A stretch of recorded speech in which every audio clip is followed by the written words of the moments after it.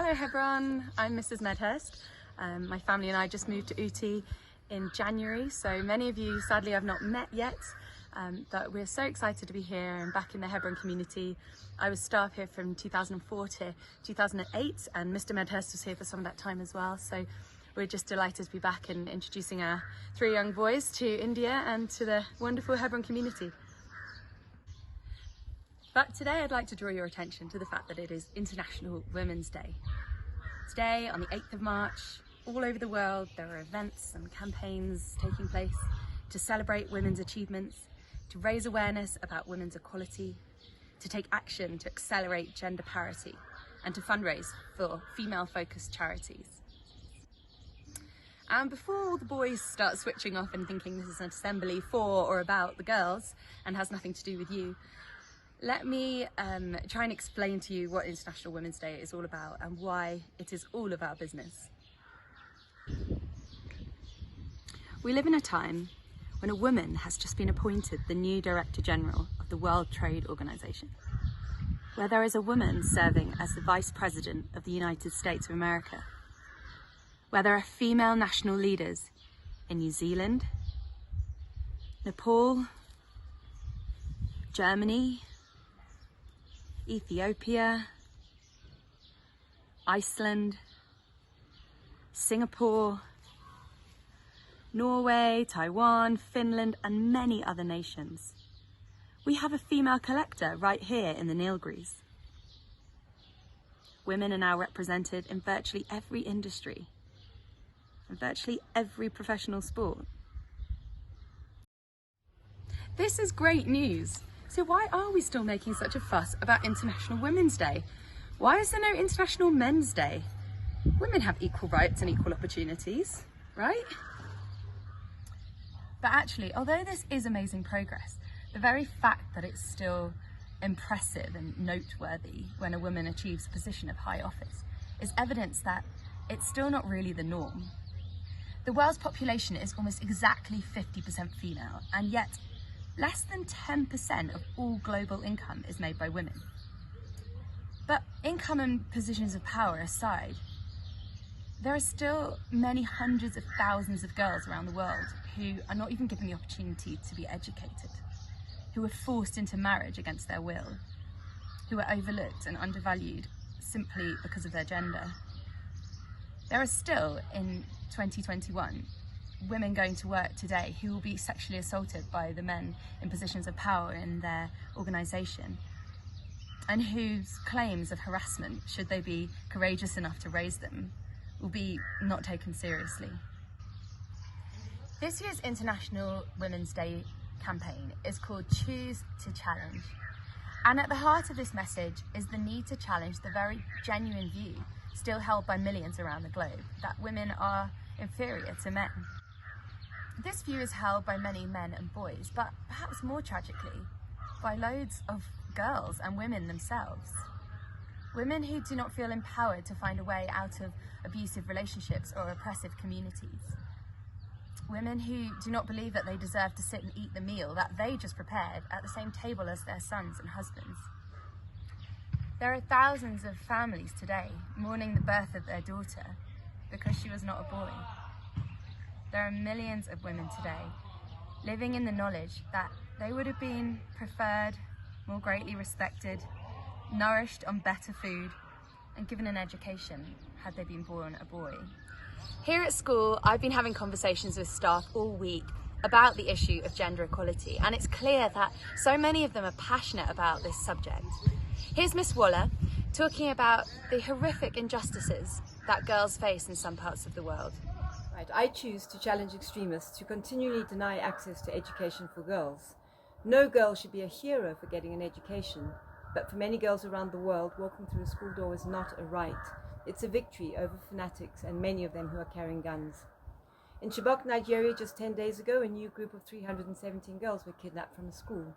Religious extremists do not want to see girls getting the kind of education that will allow them to enter the workforce, because they understand that education sets girls on a path to economic independence and self-reliance. Education also makes girls less dependent on men, less subservient to authority, and less likely to follow the social, and religious strictures that do not serve the overall interests of girls. Girls will be better able to resist domestic violence and less tolerant of discrimination both at home and in society. Boko Haram, the Nigerian Muslim militant group who carried out this kidnapping, have adopted a name meaning Western education is sinful. I choose to challenge this statement. Challenge leads to change, so the more of us who challenge, the sooner change will come. Thank you.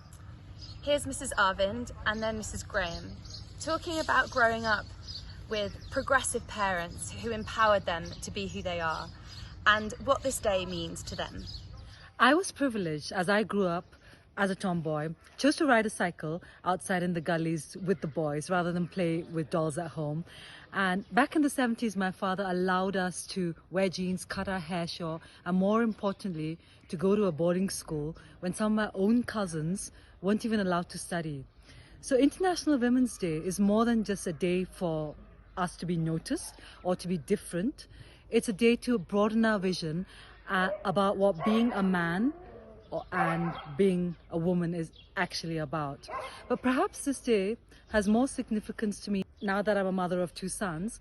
I'm happy to share today with the men around me so that they can also celebrate the fact that today men can be encouraged to cook, to clean the house, sew, and even knit, and be allowed to cry.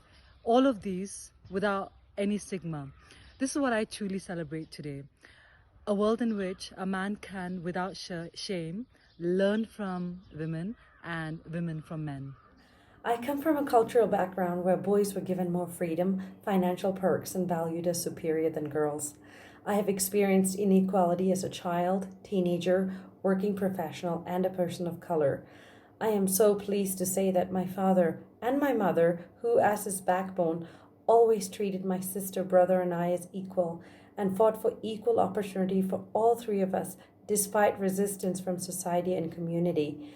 My dad reminded us that we are made in the image of God, hence created equal regardless of gender, and to spread our wings and soar like eagles. I am who I am today because my parents chose to challenge the norm. Treat the women in your life with respect and equality, and I challenge you to be the change. Ever heard the phrase, "you throw like a girl," or "come on, man up"? These kind of phrases exist because of a long history of restricted ideas about gender. They're not really true, and they're not really fair. Gender stereotypes can be really damaging. They can limit you and make you feel like you can't fulfill your true potential and be who you're meant to be. Here's Mr Medhurst and Mrs Jacobs talking about how they choose to challenge gender stereotypes with the way that they parent their children. I choose to challenge unhelpful gender stereotypes in the role model I try to be to my 3 sons. I'm a dad who likes power tools. I like to work out in the gym, but I also like to read stories, bake, clean the house, and wear pink.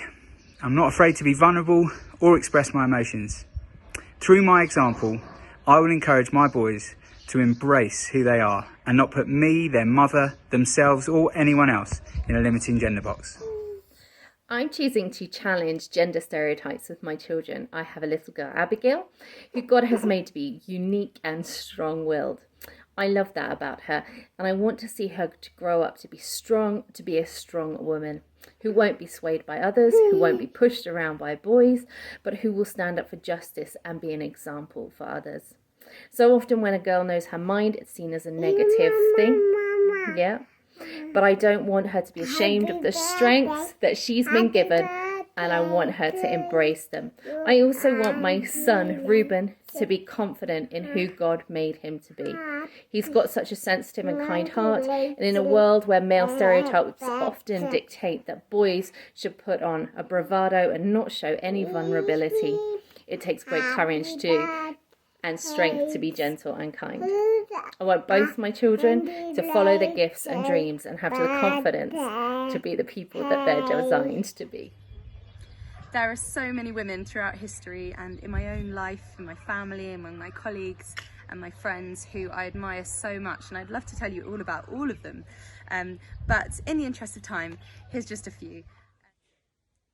So here's Asma Khan. She's an Indian-born British chef and cookbook writer and restaurant owner. She owns the Darjeeling Express, which is a high-end Indian restaurant in London's Covent Garden. And she employs a staff of entirely part-time mothers and housewives who would otherwise struggle to find flexible hours working in the restaurant industry. With a percentage of the proceeds from her restaurant, she has set up the Second Daughters Fund to support girls who might be at risk of being rejected by their families in India because of being a girl, especially if they're the second or third born girl. She says this: no girl should ever be made to feel like a burden on their families. They deserve the same opportunities and celebrations as any other sibling. From the money raised, we plan to send celebration packages for the birth of the second daughter and continue to support her throughout her education. So that's Asma Khan, and here's my mum, Victoria, mother to 4 daughters, grandmother to 13 grandchildren. She gave up a budding career in journalism to spend 15 years at home raising children, but then she went back to university. She trained as a counsellor and psychotherapist and later ended up as a university professor training others in her profession. She's wise and gentle and full of faith, and I admire her so much for all that she is and for the example that she is to so many. And this here is Hannah, one of my very best friends from home. She's actually one of the UK's leading makeup artists. And although she spends much of her life surrounded by celebrities and on TV sets and prepping models for fashion shoots, at the heart of what she does is a belief that no one really needs to conform to look a certain way. And she's all about enhancing people's natural beauty and making them feel confident for being who they are. She has a real strong faith and is a witness to God in a largely secular industry. And here's a little message from her for you. Hi, Hebron School. Hi, Mrs Medhurst. I miss you. I'm Hannah Martin and I'm a makeup artist. And in my career and in my life, I choose to challenge the media's perception, the beauty industry perceptions, but even our own individual perceptions of what true beauty really is, because I believe passionately that there is no magic formula, there is no perfect equation. We are all intrinsically beautiful. So many of my conversations with staff this week have been about women that they really admire. And here's Mrs Stalin, Mr Wright and Mrs McCabe talking about the life and works of some incredible women. Queen Esther from the Bible, in Esther chapter 4, accepts her responsibility and embraces her calling to save her people, being willing to sacrifice her everything, even unto death, for her people. This sacrificial quality is not an unseen quality in all women, but being able to give up everything for a nation is true loyalty and dedication, and something that has a deep meaning and impression for everybody. A woman I really admire is Eleanor Roosevelt.